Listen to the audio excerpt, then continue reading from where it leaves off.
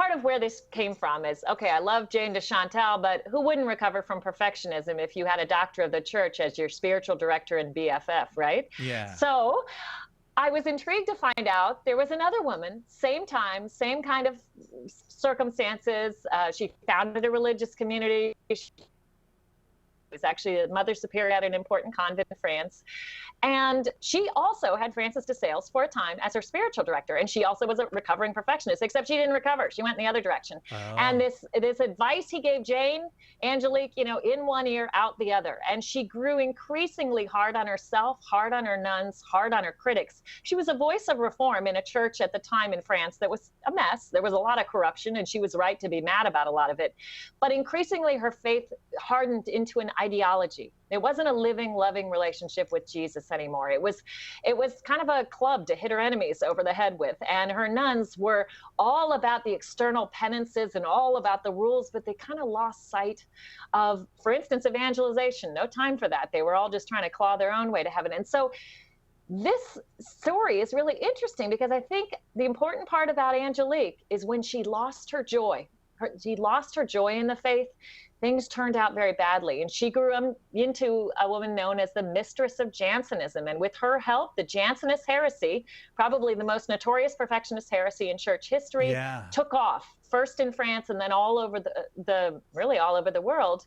And this is something the church had to fight for hundreds of years. 4 different popes condemned it, and Angelique did not let it go because it spoke to her perfectionism, and she was not willing to let that go, and she lost her joy. So I think we need to be careful. We don't want to go down that road. And sometimes in a crazy culture, we can think, I just got to go as far to the other extreme as possible. But actually, Angelique is a good reminder we don't want to do that. That strikes me that is actually something that we see happening. And I know that me even mentioning this will maybe make some people mad, but there is a kind of burgeoning community of very angry Catholics, angry at both the church and at the world.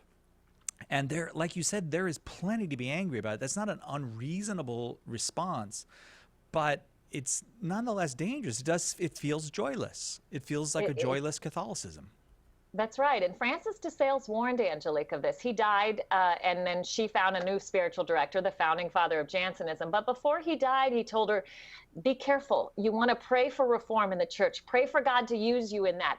I see everything you see. I'm not telling you it's not a mess. Right. But be careful, because when your faith starts to be all about that, picking out the problems in yourself, in other people, in the church, you do lose your joy. And, Scripture tells us the joy of the Lord is our strength. And if we really believe that, then we have to remember that we're vulnerable to sin, error, and attack when we lose our joy. So we have to cultivate joy. And that means sometimes putting some distance between ourselves and those people, those habits, and those situations that leech our joy and lead us into sin. 888-318-7884. If you suffer from spiritual perfectionism, you are welcome to call. Calling Carol Campbell is our guest. 888-31-TRUTH is that number.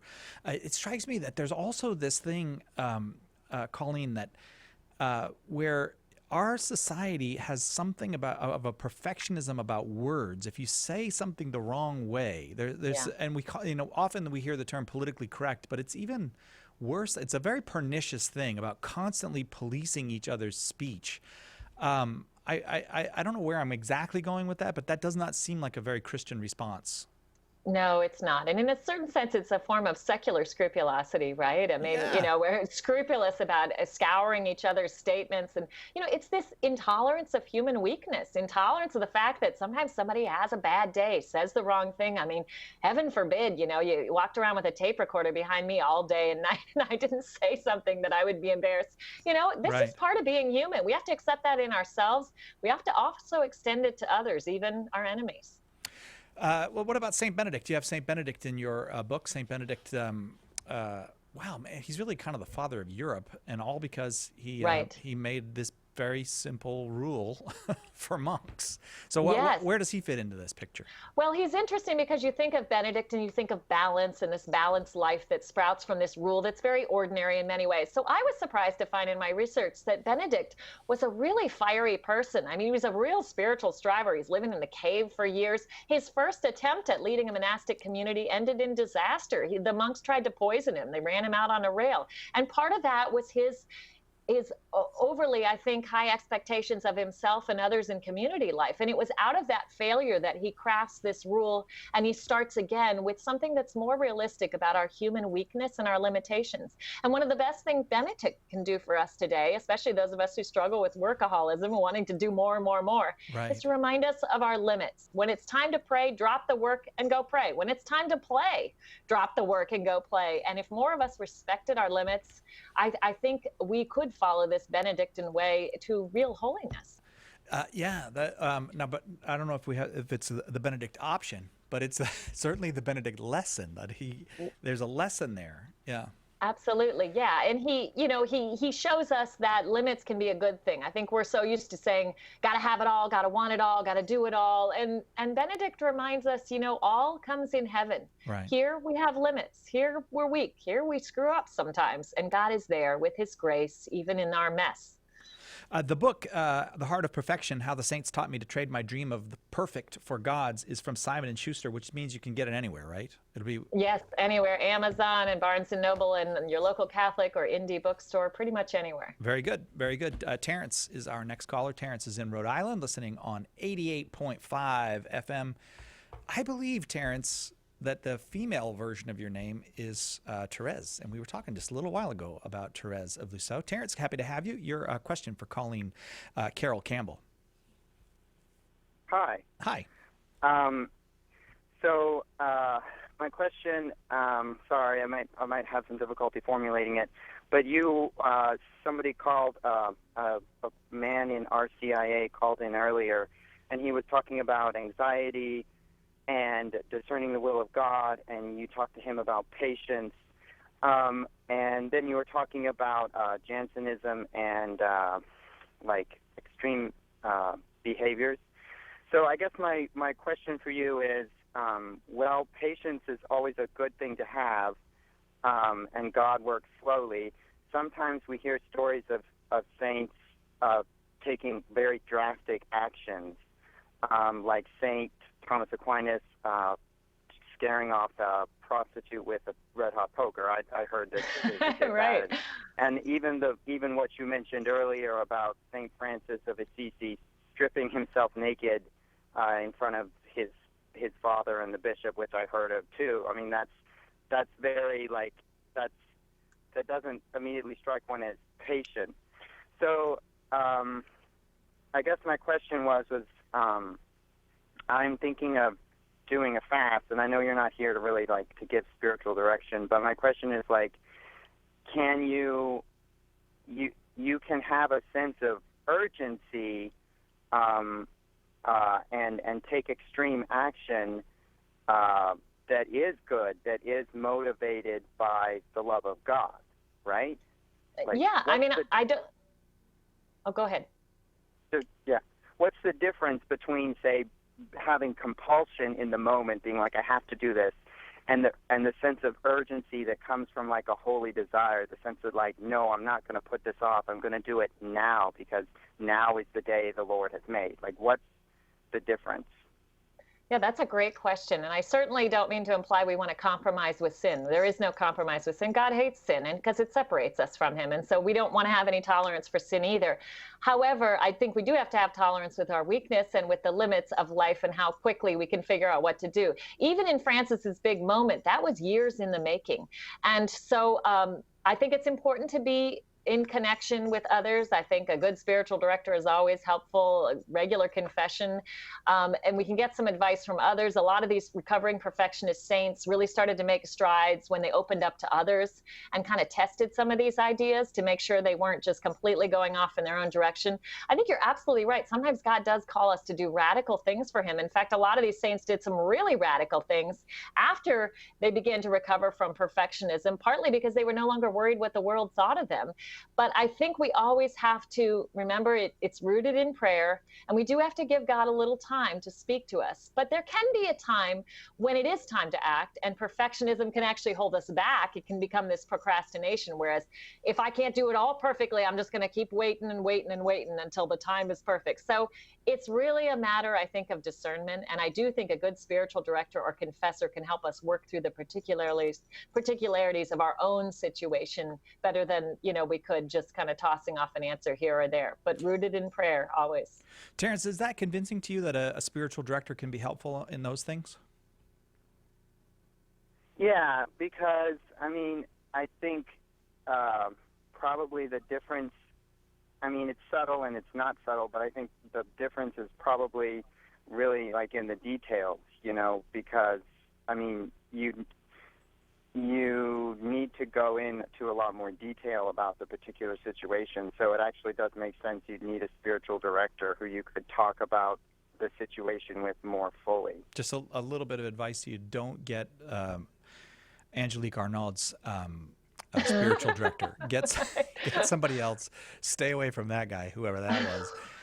Thank you very much, Terrence, for that call. I want to try to get John here in Fort Royal, Virginia, listening on Sirius XM Satellite Radio, Channel 130 EWTN. John, your question for Colleen. Hi, so it's Front Royal, Virginia. Oh, okay. All right. Yeah. Font Royal. Yeah, Front Royal, not Port Royal. I gotcha. I guess it's kind of half question, half comment. I just wanted to get her insights. One of the biggest stressors for me with... Oh, man. We lost John, but I'm going to tell you what he told the call screener, and then maybe we'll get him back. But in any case, he can listen. It's the emphasis on politics among Catholics instead of the emphasis on the teaching of the church that he's saying creates a loss of joy. I think that's good. Our faith is not a set of policy positions. It's not a party platform. That doesn't mean we're not going to have strong preferences certainly on the life issues. That's a, pretty clear issue. We've got to be obviously staunchly in support of life, but we don't want to reduce our faith to anything that will, that's simply a policy platform that just lines up lockstep with whichever, party's in power or whichever party we're lining up with. I think we have to always remember that God goes beyond, right? And we're faithful Americans, but we're faithful Catholics first. And we look to Jesus and his principles, and it's never going to be a completely neat and comfortable fit in this world. Jesus didn't say this world is where it's going to all work out. Everybody's going to support what you support, and you're going to find worldly leaders who are just exactly what you want. No, he said this world is going to be a struggle. And I think we constantly have to be careful not to be co-opted in any direction, and to always keep our eyes fixed on Jesus, who's the true perfecter of our faith, and fixed on the reality of heaven, that there's something better coming, and that's what we're living for. Oh, that's John, thanks very much for that call. I'm sorry that we had the difficulty with the phone there. So you think we should think more about heaven? That will help us with some of this. I think so. This isn't pie in the sky. Who cares what I do now, because heaven's coming. Right. But I do think an eternal perspective shifts a lot of this, and it allows us to let a lot of things go. Colleen Carroll Campbell is the author of The Heart of Perfection, How the Saints Taught Me to Trade My Dream of Perfect for God's. You're going to want to get that, and you can do so wherever fine books are sold, even probably where lousy books are sold. It's not a lousy book, but it'll be in there. Colleen, thank you very, very much. Really appreciated the hour. Thanks so much for having me. And thanks for putting up with all of our tomfoolery this hour, too. Oh, I had fun. We were something less than professional. Oh, man. It's going to be good now, though. It's the game show. Trent Horn's coming in here. Trent, wake up. We need you for the game show. Game show starts in 6 minutes. Be right back.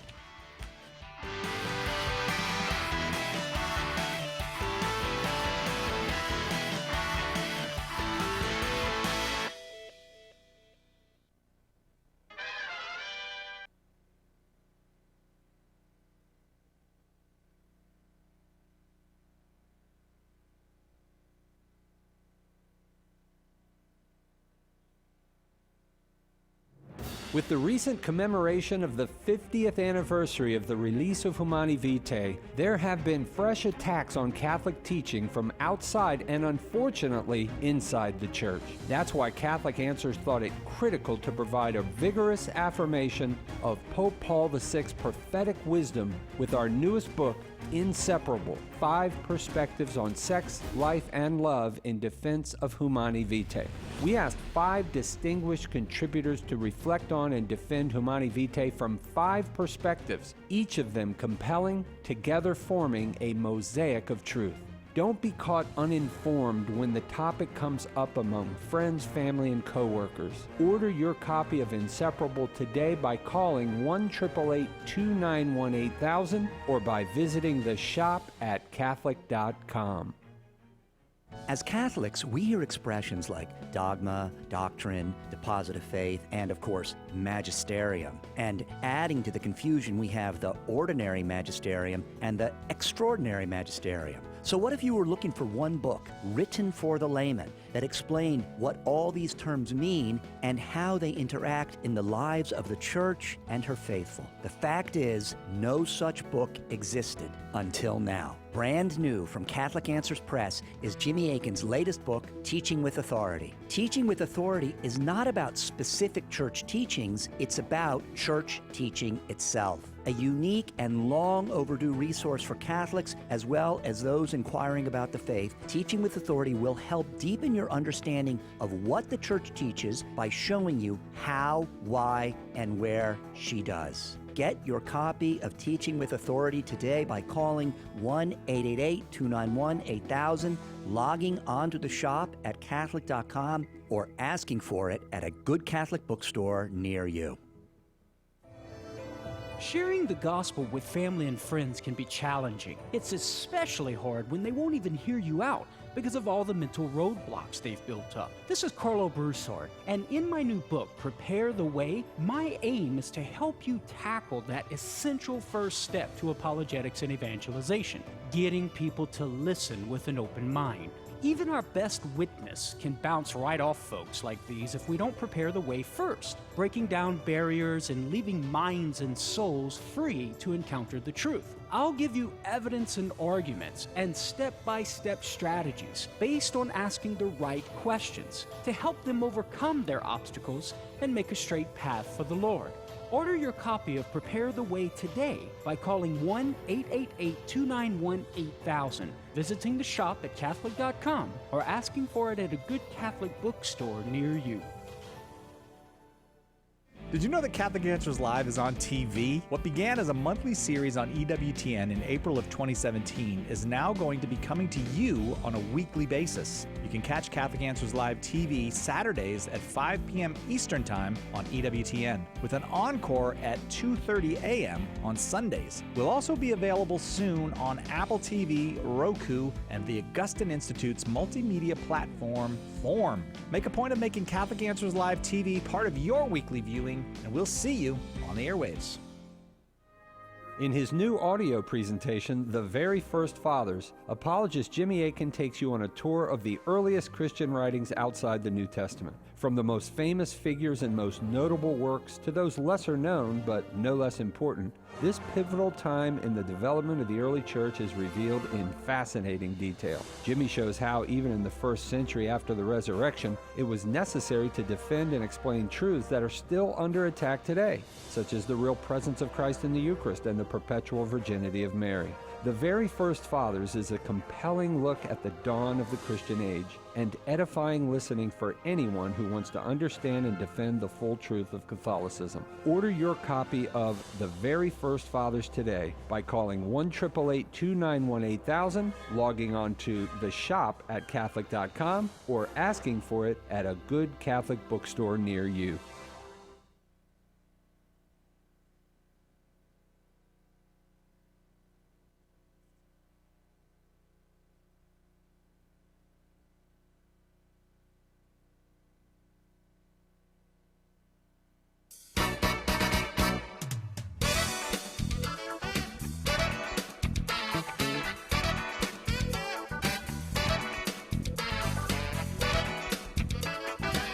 That time again. Time for the Catholic Answers Quiz Show. I am Cy Kellett, your game show host, at least for this hour. And in studio with me is our super top secret guest, which I forgot to keep super top secret. He just blurted it out last hour. Trent Horn, how are you, Trent? I'm good. It's above top secret. Oh, it's higher than top secret. It's Tippity top secret. double super secret. Well, there was a movie. What's the one from? There's a movie. Yeah, Animal House, or double secret probation. That's what it is. Those guys get put on double secret probation. But I also think there is a movie called Above Top Secret. Oh, above top secret. Oh, Pretty sure. that sounds like maybe a really cheap Netflix movie. Possibly. I hate to say it, but all right. Trent. Trent is the author of many things, including Why We're Catholic and his brand new book, Counterfeit Christs. And he is an apologist here at Catholic Answers. He is a personality. I don't know. Is that right to say? Are you a personality? I have a personality. I don't know about that. I mean, you are a personality. What's the evidence? Why do you think I That- lack personality, Cy? No, you're a very personable person. We have two very fine contestants to contest over wonderful Duel? prizes today. To duel. Yes, that will be a duel. A duel of wits. All right. We have first Jason Yuji. Jason, do we have you there with us? Yes, sir. And where are you from, and what's interesting about you, Jason? I live in Groom, Texas, which is just outside of Amarillo in the Panhandle. And I'm an aircraft mechanic. I have 3 children, 14-year-old twins and a 12-year-old, and my lovely wife, Vanessa. That's like 20 interesting things about you. I don't even. Sorry. I don't even know. No, that's a lot of good stuff. But you're an airplane mechanic. Yes, an aircraft mechanic. Yes, sir. On jets or propeller planes or helicopters or what? I've worked on jets, and now I build helicopters. All right. I just want a one-word answer from you. Yes or no? Should I get on Yes. the 737 when they put it back in service? Yes or no? Should I? Yes. Okay, all right. Jason says yes.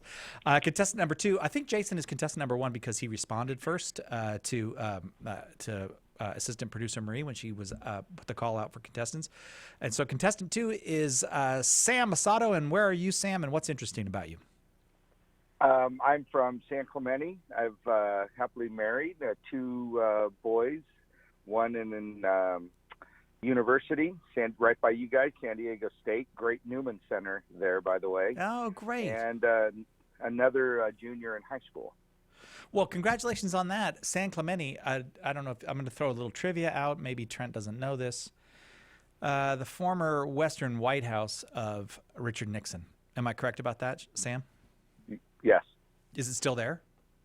It is, but it's not known as. I forget what they do there now. I think weddings and whatnot. Oh, all right. Is that where David Frost interviewed Nixon? Part of the Frost-Nixon interviews? I don't know. You're just showing off now. Well, it's a game show. I Fro- thought I was getting ready with all my trivia for. Oh, okay. Oh, I guess we're only doing Catholic trivia. I should probably bracket the other stuff. All right, Jason. Is that Jack Frost's brother?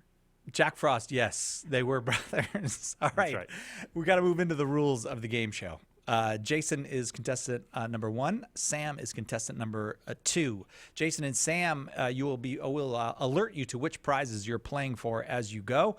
But it is a game show in 3 rounds. The first 2 rounds involve 3 multiple choice questions for each contestant.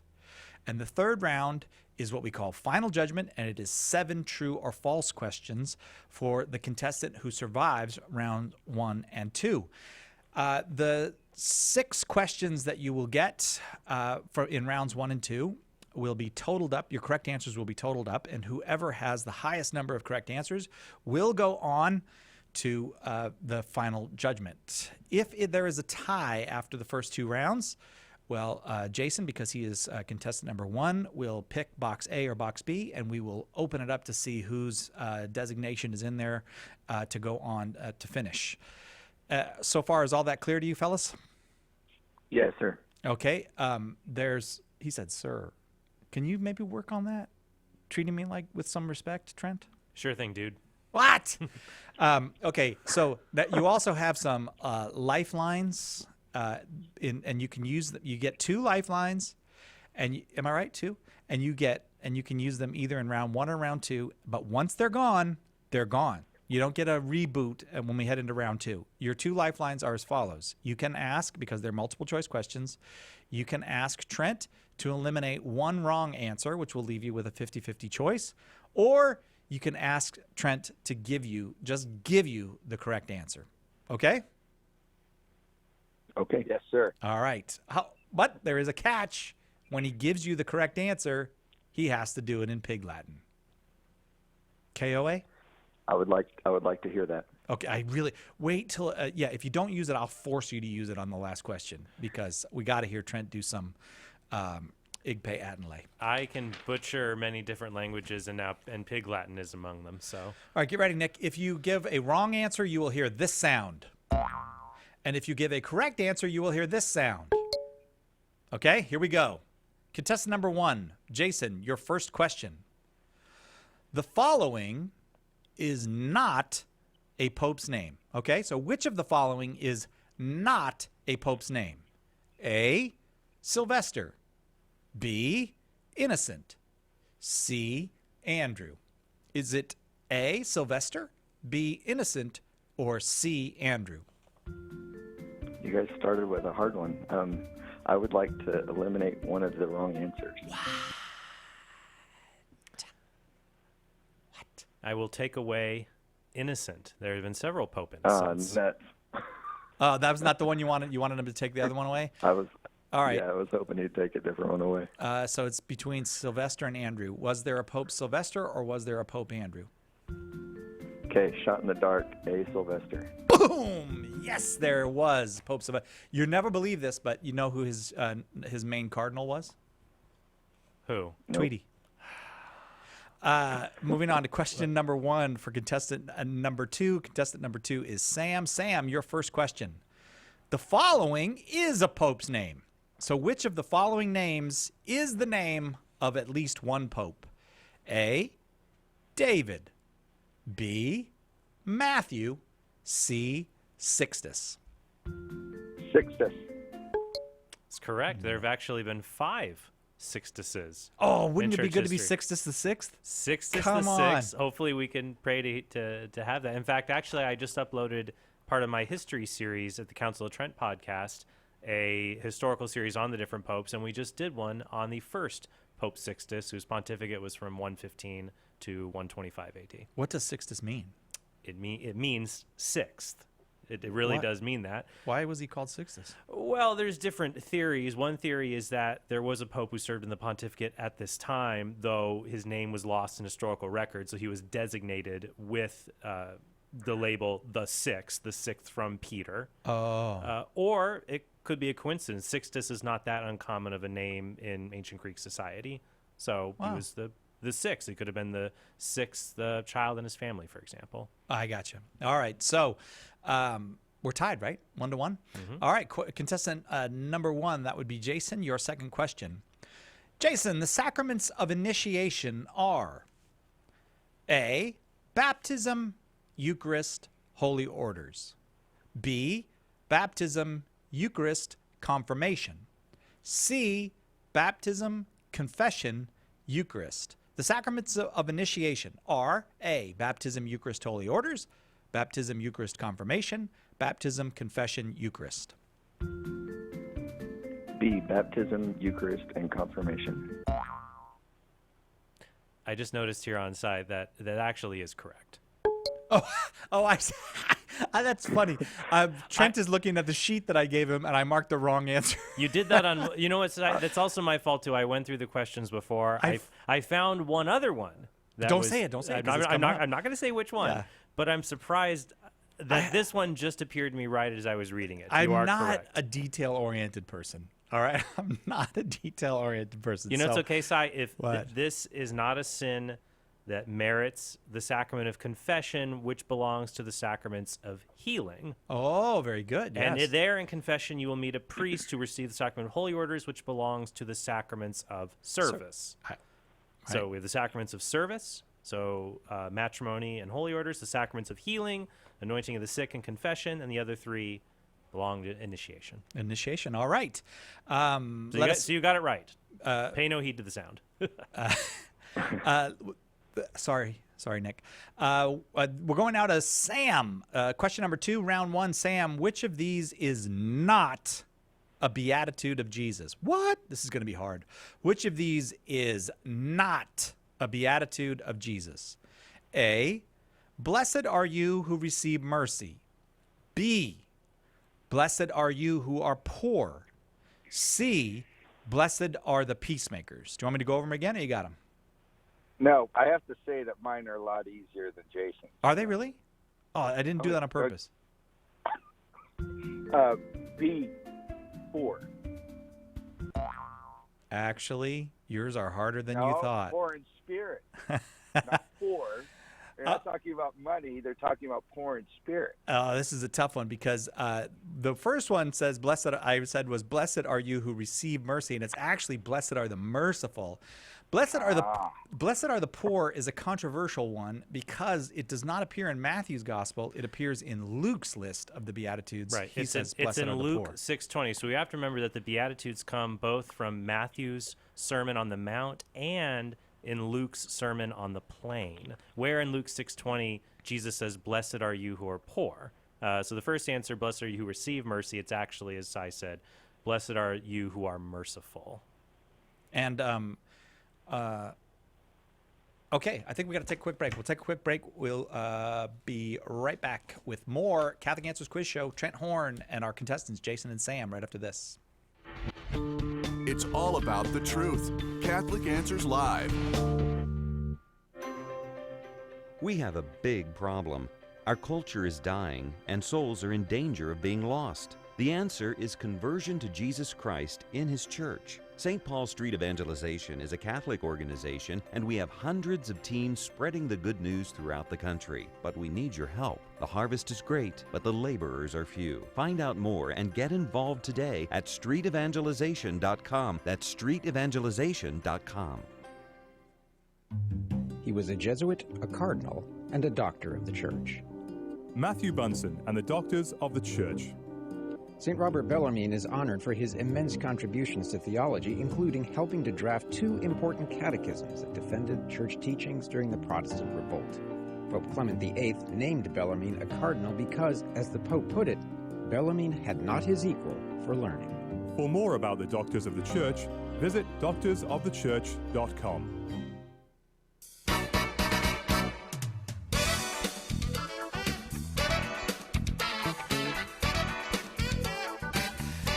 Welcome back to Catholic Answers Quiz Show. I am Cy Kellett, your game show host. In studio, Trent Horn, author of many books, including Counterfeit Christ, his latest book. He is our lifeline today. Our contestants are Jason and Sam. And I'm just going to tell you right out, I completely messed up the scoring in the beginning. All that anyone needs to know right now is we're tied. Okay? We don't need to dwell on it that I made a total mess of it. Does this seem fair? Do you want to dwell on it? You're the only one who's dwelling on it, Cy. Stop dwelling on it. Let's move on. Okay. I made a mistake. We're good. Okay, several mistakes. You're fine. Almost everything We're I did good. was a mistake. You I know it was You're terrible. doing a great job. Okay. Cy, you're an amazing host. All right. But we have Jason and Sam. Please just relax and take it easy for a minute because we have one of our favorite people in studio with us. Oh, my. Oh, no, it's Emily. Sorry. Emily is the executive assistant to the president of Catholic Answers. And she runs just about everything around here. Hello, Emily. Hello, Cy. It's good to see you. Good to see you as well on this Friday afternoon. I'm doing the best I can, okay? Do not report back to Chris what a terrible job I've done. Cy, you always do a wonderful job. Oh, thanks. Thanks, Emily. I know why you're here. I am. I'm here to talk about the conference. Yes, I knew and it. Why everybody listening should come to our conference in San Diego because that's where you can meet Cy. What more do you want in life? Oh, Emily, come on, that is a terrible pitch. That is a terrible pitch. You need to come up with some better reason to come. The conference You can also meet Trent, okay? Yeah, all right, there we go. That is true. I will be there. Yes, you better be there. We have got you scheduled. September 26th through 29th at the Hyatt Regency La Jolla in what I am told is beautiful and sunny San Diego. Who's going to be there, Emily? Oh, my goodness. A great lineup of people. Ours, Tim Staples, Jimmy Akin, Trent Horn, Carlo Broussard. And then we're bringing in some fantastic speakers. Monsignor Eugene Morris. Yes. Father David McConey. Rod Bennett. and Bishop Frank Cajano Yes. from Bridgeport. Great. Yeah, I had a reaction to all of those. That's fantastic. Well, guess what? What? Father Paul Check will also be there. Yes! This is going to be a great conference. Yeah, so come. Early bird pricing is happening now through July 2nd. You just go to CatholicAnswersConference.com to sign up, and we still have that special room rate of $154 per night at the Hyatt Regency. We'd love it if you came. CatholicAnswersConference.com. I'm excited because we're doing the conference on the early church fathers, and I'm going to be doing a talk on how Protestant apologists actually misquote the church fathers to support their views. So a lot of times we're used to in our engagements with our Protestant brothers and sisters showing them the early church. Many of them are now trying to appeal to the church fathers to support their own Protestant views. So I'll be going over that in my talk. You got to be fair if you're going to do that. Oh, if you're going to refer assuredly to so. if you're going to quote the church fathers, you got to quote them by what they said. Right, and people accuse us of not doing that, and so I'm going to be addressing those charges and claims in my talk at the conference. I think there's hardly anything that will convince a person that the Catholic Church is the early church more than the fathers, like Clement and Polycarp and whoever the people are that wrote like the Shepherd of Hermas, and it's clearly a Catholic church. Ignatius of Antioch, who says we should be kata holos, Catholic, and that's why several Protestant scholars have taken aim at Catholic interpretation and understanding of the fathers. That's not going to work. Well, you'll have to come to the talk to hear we've got Trent Horn on the case. That's not going to work. It'll be fun. What's the name of the conference again? I can't remember. The early church was the Catholic Church. And how do I go? Where do I go if I want to go to that? Oh, great question. Catholic? Go to CatholicAnswersConference.com. Emily, Executive Assistant to the President, thank you very much for coming by. Thank you, Cy. And thank you for everything you do to keep this place running. Oh, my goodness. It would not run if it were up to Chris. Let's admit it to ourselves. Well, you know what? He's great. He is great. And I have a great job. All right, moving on. See ya. Thanks, Bye. Emily. Okay, our contestants are Jason and Sam. We are not quite through the first round, and we're tied up right now. Contestant number 1, Jason, your third question of round 1 is as follows. Which of the following is forever? Which of the following, Jason, is forever? A, marriage. B, holy orders. C, the universe. Which of the following is forever? A, marriage. B, holy orders. C, the universe. B, holy orders. That is correct. Are you married? I am. I know. And you're going to tell your wife that your marriage is not forever? We've had discussions about that. Oh, really? So what does that mean? What it means is there's something better along the way for us. Marriage, all the sacraments are signs. They point towards our ultimate heavenly reality. And Jesus said in Matthew 12:25 that in heaven they neither marry nor are given in marriage. And in Matthew 24:35, he says that heaven and earth shall pass away. So marriage isn't forever. This world isn't forever. But heaven's forever. And the indelible marks we receive on our soul from grace, those are forever. So baptism and holy orders, their effects are going to be eternal. Nice job, Jason, on that one. Question number 3 of round 2 to you, Sam. Your last question of round 1. Which of the following, according to St. Peter, covers a multitude of sins? Which of the following, according to St. Peter, covers a multitude of sins? A, confession. B, Christ's cross. C, love. Which of the following, according to St. Peter, covers a multitude of sins? A, confession. B, Christ's cross. Or C, love. I'm going to ask for a lifeline. All right. Let's have Trent get rid of one answer. All right. Bad answer. The answer, one of the answers that is incorrect is confession. Okay, so Christ's cross is the answer. What? That's a tough one. Go ahead. 1 Peter 4:8, Peter says, above all, hold unfailing your love for one another, since love covers a multitude of sins. And of course, the supernatural love and charity that we are able to exhibit ultimately comes from the grace Christ merited for us on the cross. But that's, of course, not explicitly described in this verse. What Peter's talking about is how when we exhibit this supernatural love for one another, it covers a multitude of sins. That's 1 Peter 4:8. And that concludes round one. Our contestants, Jason and Sam, are freakishly close as we move into round two. Freakishly close. It's like Ayrton Senna and that other guy that he used to race against. I don't remember the other guy's name. Who said it was like a Formula One, Ayrton Senna, and then the other guy? Do you know the other guy? They were always really... No? Sports trivia is my one major weakness. Sorry. All right, moving into round two. Muhammad Ali. He was Wayne Gretzky. Oh, the great one. Okay, round two. Contestant number one, Jason. Your first question of round two, Jason, is which of the following is not one of the counterfeit Christs listed in Trent's book? See how I got your book in there, Trent? You did. Yeah, Counterfeit Christ. I'm going to hold it up for the viewing audience. Finding the Real Jesus Among the Imposters, the brand new book from Trent Horn. Somewhere in there, he lists a whole bunch of different counterfeit Christs. Which of these is not one of them? A, the New Age Guru. B, the Pirate Angel. C, the Rotting Corpse. That is, which of these is not one of the counterfeit Christs in Trent's book? A, the New Age Guru. B, the Pirate Angel. C, the Rotting Corpse. Okay, so I have to admit I have not read that book yet. Okay. So I would ask for him to give me the answer in Pig Latin. Good. That's great. Excellent. Oh, this is Trent will now speak Pig Latin and give the correct answer to this question. Is it New Age Guru? Is it Pirate Angel? Is it Rotting Corpse? I'm just going to butcher because I don't know Pig Latin. I rate to pay Jalapeke. What? Oh my gosh.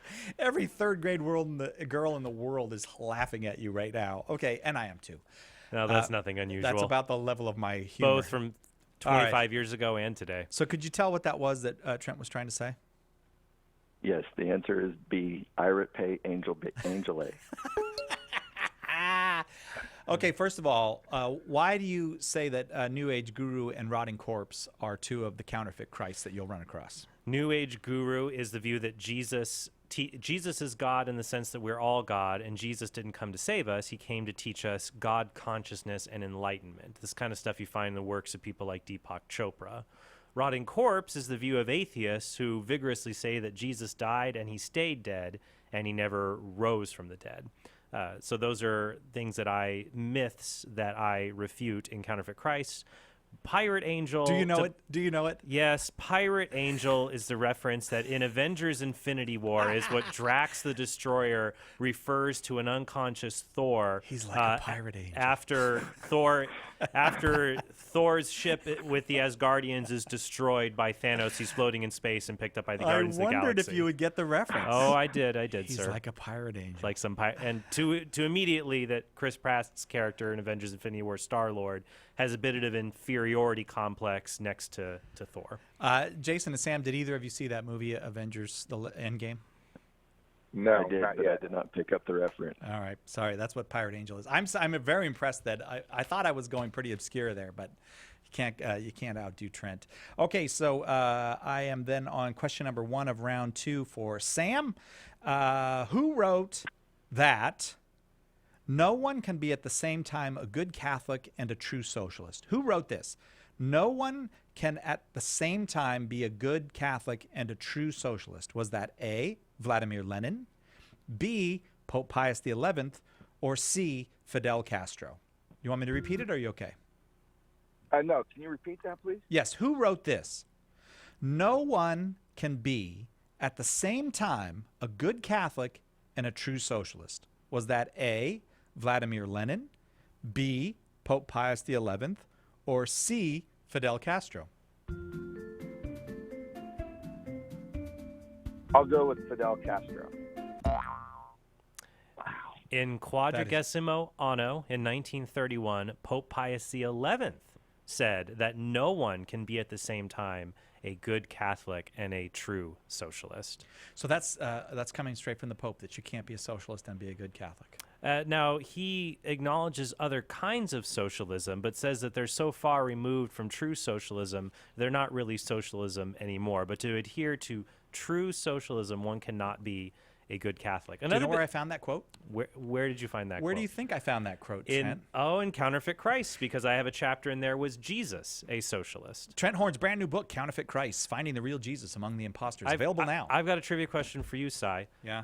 Which of these individuals has a real name and not an alias? Fidel Castro or Vladimir Lenin? Fidel.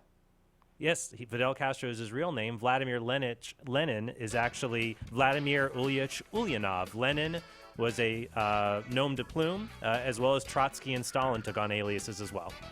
And I don't like any of them. And with good cause. At least not their politics. They were mean. We are in the midst of the Catholic Answers quiz show. Trent Horn is our guest for the hour. Our contestants are Jason and Sam, and we'll be right back to finish it up right after this.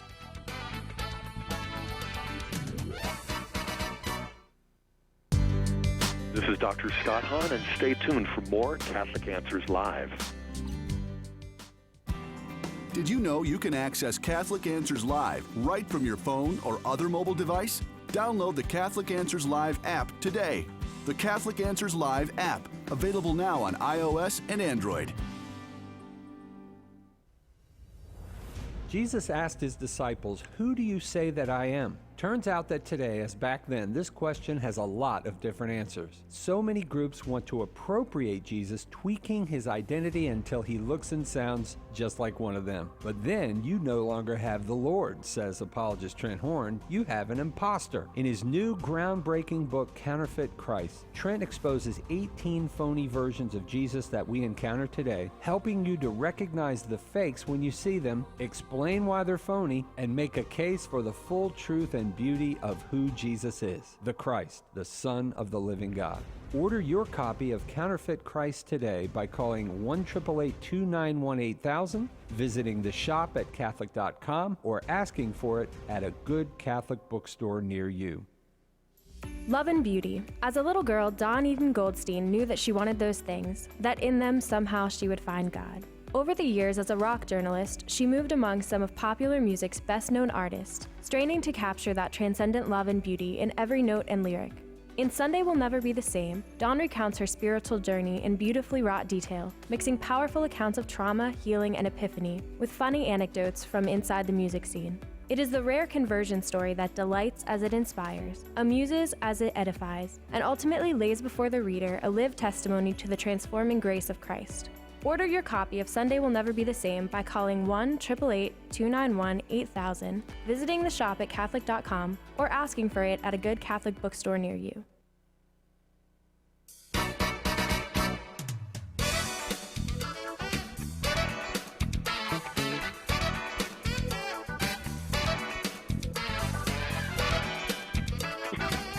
Welcome back to the Catholic Answers game show, Catholic Answers quiz show.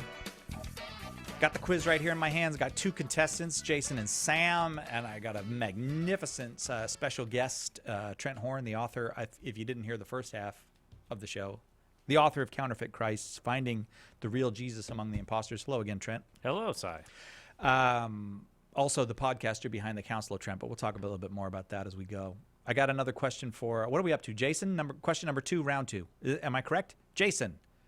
Question number two, round 2. A virtue. I don't know why I made the question so hard. I'm just realizing reading this. This is a really hard question. A virtue is best described as A. An essentially good faculty of the soul. B. An essentially good habit. Or C. An essentially good act. I am getting a dirty look from assistant producer Marie as I read that. She's like, "What are you even talking about? Which word which phrase best describes the word virtue? Is a virtue an essentially good faculty of the soul? That's A. B, an essentially good habit, or C, an essentially good act?" I'm out of lifeline, so I'm going to say A. That's the no sound. According to St. Thomas Aquinas, the rational powers, which are proper to man, are not determinate to one particular action, but are inclined indifferently to many. So the mere faculties of our souls and those particular powers aren't necessarily inclined to the good. They're determined. You mean to I can do? I have faculties of soul where I can do good stuff with them or bad stuff with them. That's right. So they're not virtues. So with man, they're inclined indifferently many. They are determinate to acts by means of habits. Habits. As is clear from what we said above. Therefore, human virtues are habits. Another way to put it is a virtue is a habitual disposition to choose the good. Jason, Okay. does that work for you? Yeah. So that means, Trent, then, if I want to have virtues, I have to do stuff over and over again until it becomes a habit. Virtue is essentially building up moral muscles. One can say, "Oh, well, I'm gonna be strong and lift this," or "I'm gonna will to run, a marathon in 3 hours." You could say you want to do that, but if you don't build up your physical muscle memory, you won't accomplish that. Choosing to live a virtuous life means choosing the good over and over and over again until it becomes a habit or disposition, so that we have essentially developed moral muscle memory. Then it would be easier to choose the good if I do that. It is. Because if it's a habit, I'll be just like, I do this all the time. That's right. I resist donuts all the time. Well, it's similar to people who do engage in particular kinds of diets, that if someone doesn't eat sugar for an entire year, eventually after a while, sugar is just no longer appetizing them. They cease to want it. The same way someone who lives a virtuous life, vice simply ceases to be attractive to them. Nice. I like it. All right. Question number 2 of round 2 for you, Sam. Catholics do not describe God as. You're going to find the one where we don't use this word to describe God. We do not describe God as A, omniscient, B, absolutely good, C, pluripotent. A, omniscient, B, absolutely good, or C, pluripotent. Which one does not describe God?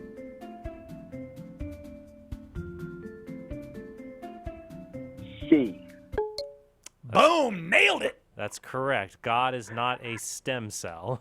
Pluripotent describes the ability of stem cells and cells in human development to become many different types of cells, so that a stem cell can later develop into bone or nerve or muscle cells. We say that its potential to take these different forms makes it pluripotent. Another kind of cell, if it's totipotent, it can become one of the body cells or the placenta of a developing embryo. But what is God? God is simple. No, but what kind of potent is he? He is, as you would incorrectly pronounce it for many, he is omnipotent. God is all-powerful. He can do anything that can be done. Usually pronounced omnipotent. Yes. But it's the same root word. Omnipotent. He can do anything. That can be done. That can be done.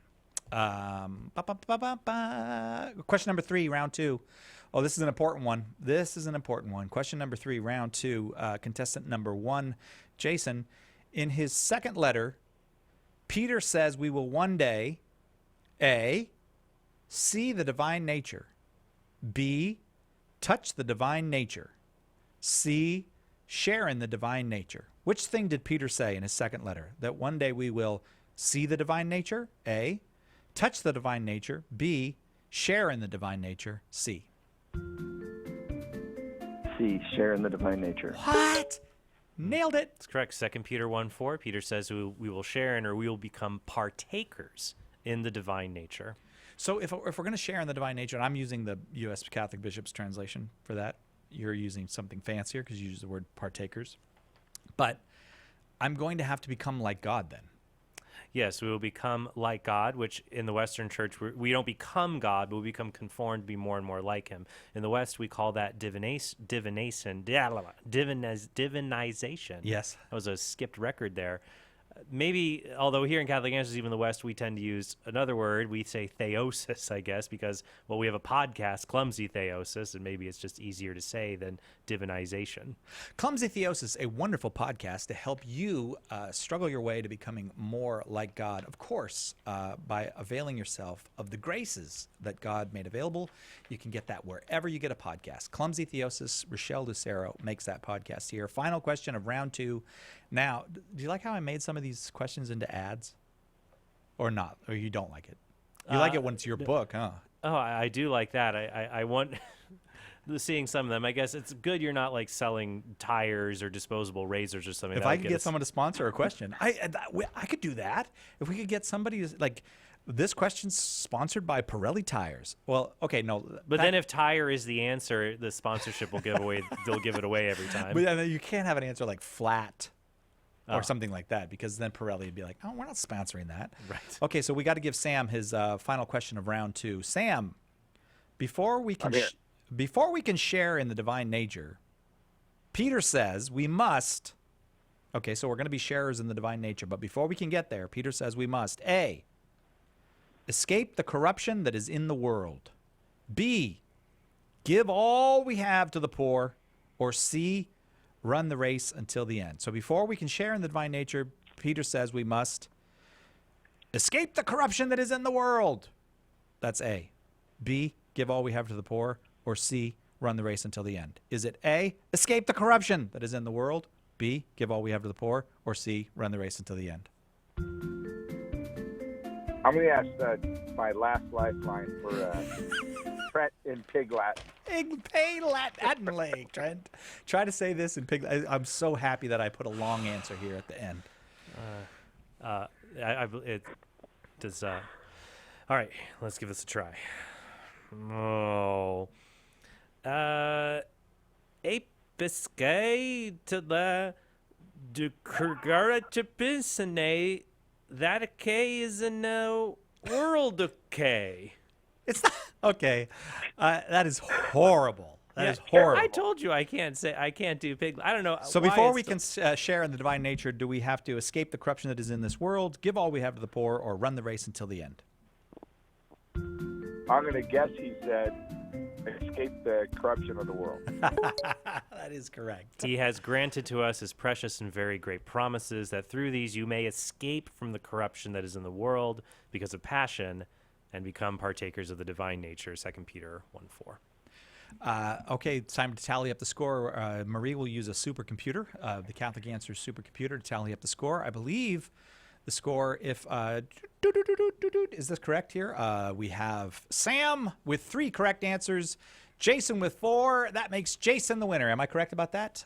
Jason, congratulations. Thank you. All right, Sam. Congratulations, Sam. Good job.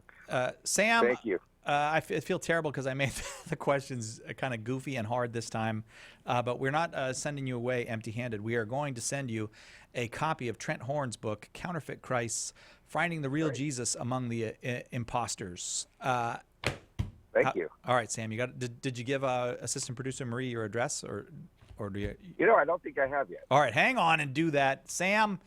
You did a great job. I'm sorry that. Thank you, gentlemen. Yep, thank you very, very much. You made it fun too. I was going to answer a question of yours about pasta fagioli. Oh, from a month or 2 ago. You heard that? You remember that? How do you say it? So it's pasta fagioli. It's beans. It's pasta and beans.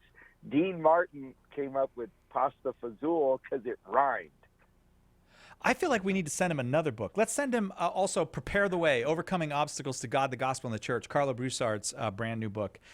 So I should say it, when I go to order it in an Italian restaurant, should I say it the Dean Martin way, pasta fazool, or that other way? I would say pasta fagioli. Pasta fagioli, okay. So that's bean pasta? It's so good. Just order it. You will not be sorry. It is so good. So I'll get some of that pasta frijoles. Not pasta frijoles. So I get it. So that's why they're similar. Okay. Pasta fagioli. Okay. We got to take a break. Sam, thanks very much. Now you're getting 2 books because now I know how to pronounce my favorite Italian dish. Right now, that store-wide summer sale, spring sale continues, but only through the weekend.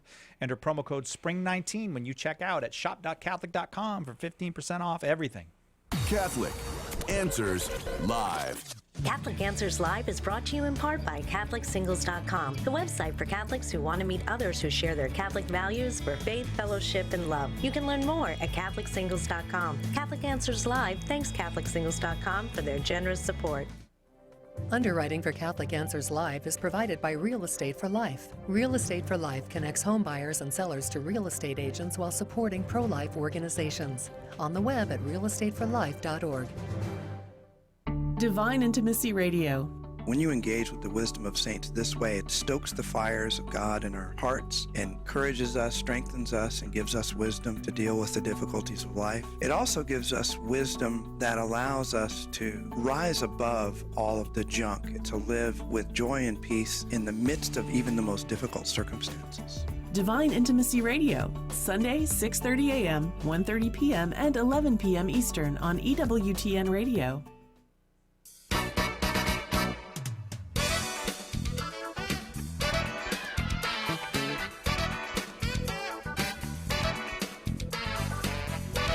It's Friday. We're having fun. Catholic Answers Quiz Show. Trent Horn here. Gather around the whole family around the radio. You're going to want the kids, grandparents, aunts, and uncles because now it's time to play Final Judgment. And so I'm going to give 7 true or false questions. We'll see who in the family knows their stuff. Play along at home. Final Judgment. Jason, you have made it through rounds 1 and 2. Are you ready to face your Final Judgment? I am.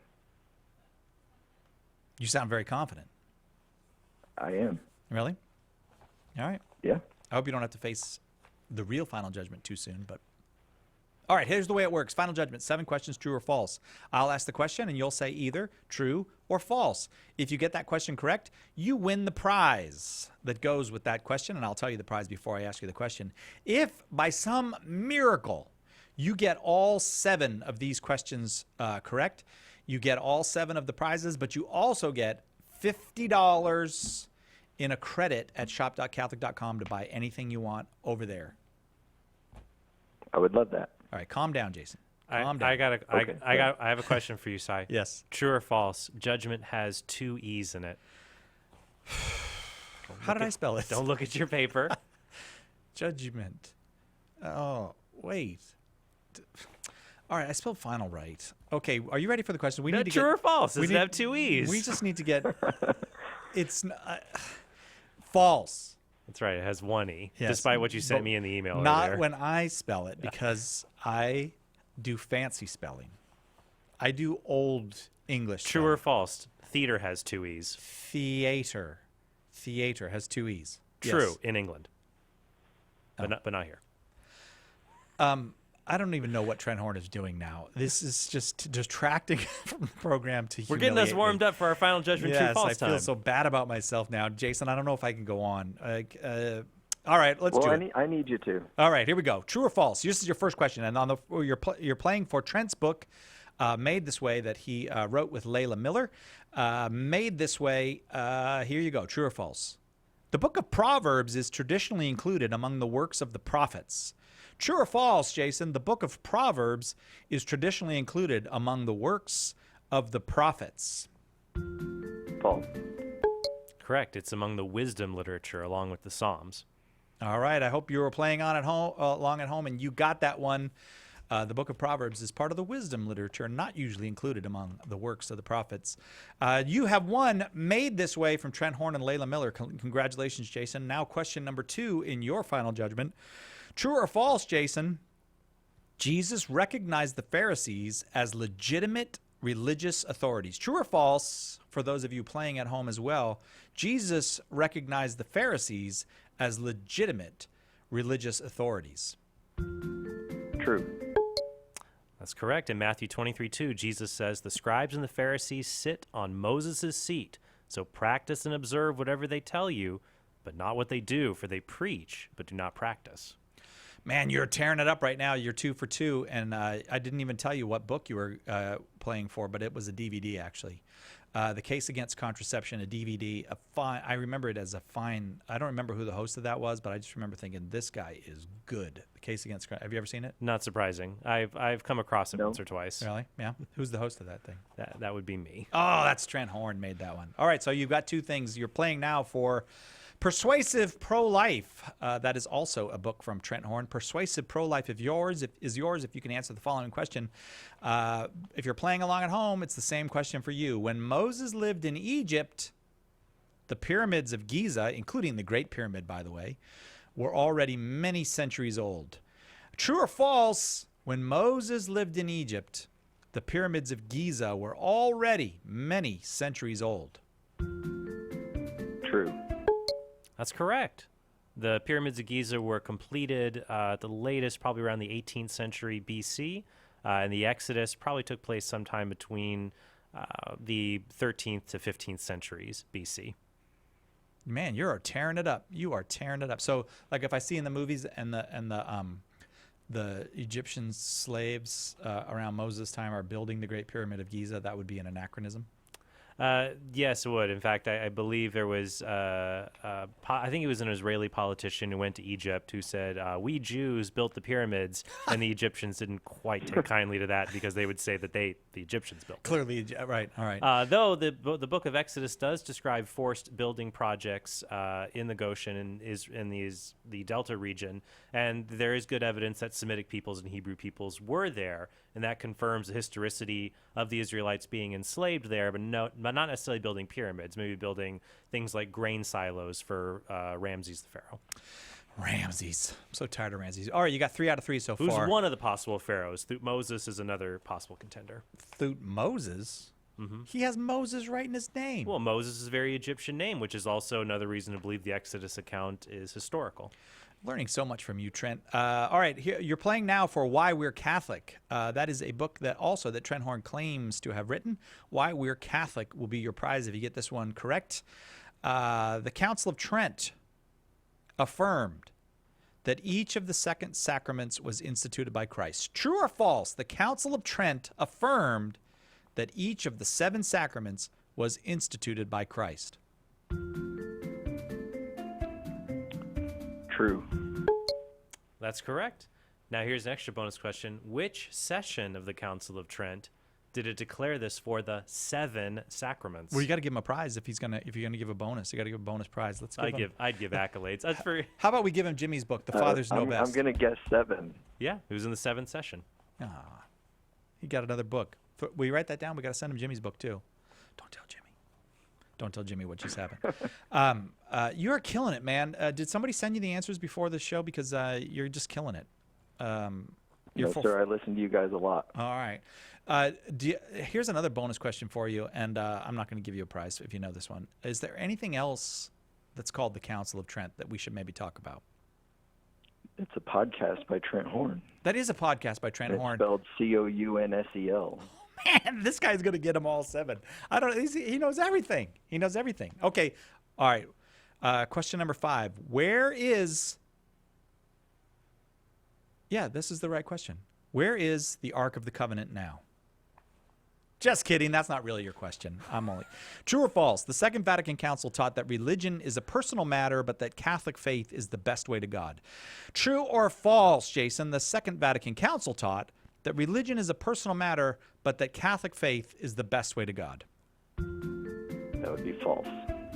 Correct. The Second Vatican Council did not espouse, and in fact it rejected religious indifferentism. It upholds religious liberty and the ability to freely choose one's faith, but it does teach the objective truth of the Catholic faith in comparison to other religions. Man. All right. Did I say which book you got that? Well, that was what the saints never said. Also, nope. I know the answer to the other question, where the Ark of the Covenant is now. I don't know if you know the answer to this question. Is it Ethiopia? It's with top men studying it. Top men. Top men. Okay. I'm glad to hear that. That sounds very Spielbergian. All right. Question number 6. This one you're playing for Trent's book, Hard Sayings.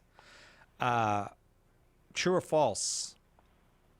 True or false, all Christians, except for Protestants, have the same number of books in their scripture. True or false, Jason, all Christians, except for Protestants, have the same number of books in their scripture.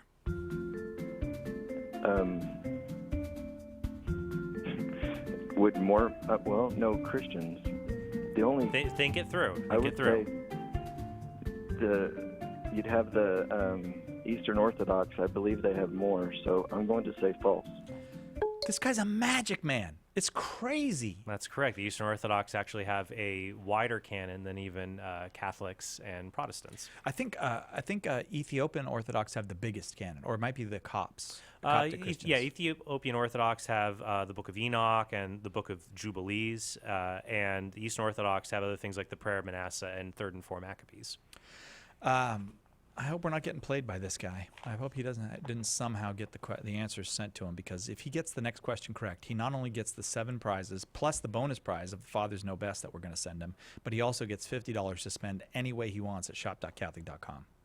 It would really be a rags to riches story if he gets all of these questions, which I would assume he wasn't in rags. He's a mechanic. He's an aircraft mechanic. Well, he's gotten to he's this not point. in rags. No, it's possible that from his previous hardscrabble upbringing, every one of these questions was hardscrabble upbringing. Well, I'm assuming that this is the Catholic version of Slumdog Millionaire.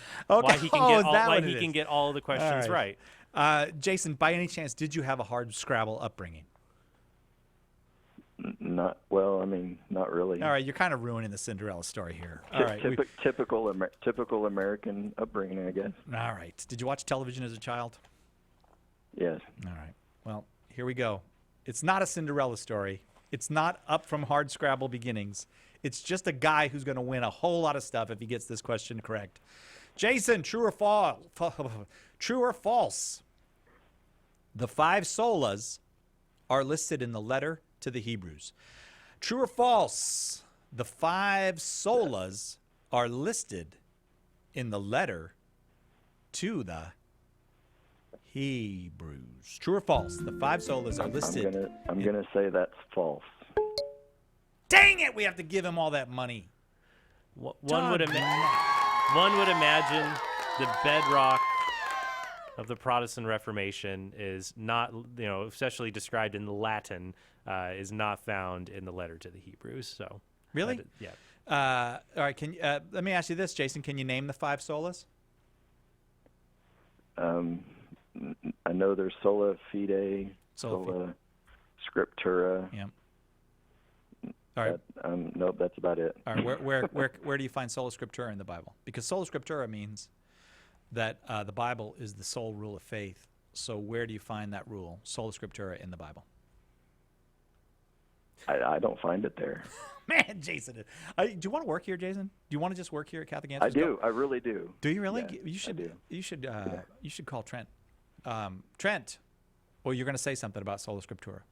No, I was going to agree with you that it's not present. All right, so you won the following books, Jason, because you know everything, apparently. You won Made This Way, or you won the DVD, Case Against Contraception. You won Persuasive Pro-Life. You won Why We're Catholic, What the Saints Never Said, Hard Sayings. That you just won Answering Atheism. You also got the bonus book, The Fathers Know Best, and you have $50 to spend as you please at shop.catholic.com. Congratulations, Jason.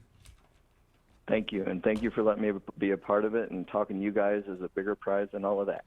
Wow, man. I don't know. Where's the tissues? Thank you, Jason. You made it a really good show, too. I really appreciate it. We should have him on when we do the Champions Against Champions one. We're gonna do some kind of a champions show sometime. Trent, you were definitely on the show today. I was here. I feel like you were here. I was here, yeah. Indeed. Congratulations to you. Provided some commentary, hopefully a few chuckles here and there. But it was enjoyable, and thank you, Cy, for your wonderful moderating, scorekeeping, and dramatic uttering of the questions. My scorekeeping was terrible. It looked like they were pulling their hair out. Thank you for giving everyone in the booth something to do. We don't want them falling asleep. Nick, thank you for your fine job on the sound effects for the show. You did a great job. Thank you very much. Oh, I don't know who that is. Take the glasses off. Who is that? Oh, that's Brandon. Thank you for your fine video work, Brandon. Intern Thomas, thanks for being here. Assistant producer Marie, you did a really fine job. How was it working with me this time? Oh, Nick won't put her microphone up. And of course, the biggest thank you, Darren, our producer, father of 3, very old man. We really appreciate all that you've done. We got a round of applause for Darren. Nice. I think Nick wants a raise. Jason, thanks again. You've been listening to Catholic Answers Live. Our guest has been Trent Horn. Trent Horn's brand new book, as we mentioned like 400 times already, is the Counterfeit Christs, Finding the Real Jesus Among the Imposters. That, along with everything else, is 15% off right now at shop.catholic.com. Trent, enjoy Mass this weekend. That we're going to be celebrating Ascension Sunday in America. Always glad that was moved in our diocese to Sunday, but good thing to celebrate. All right. Take it easy, Trent Horn. Will do. You too, sir. Thank you. You really did do a good job. You too, sir. Yeah. All right. Thank you very much. Jesus Christ is, in fact, risen, and ascended, and is the light of the nations. And we'll see you next time on Catholic Answers Live.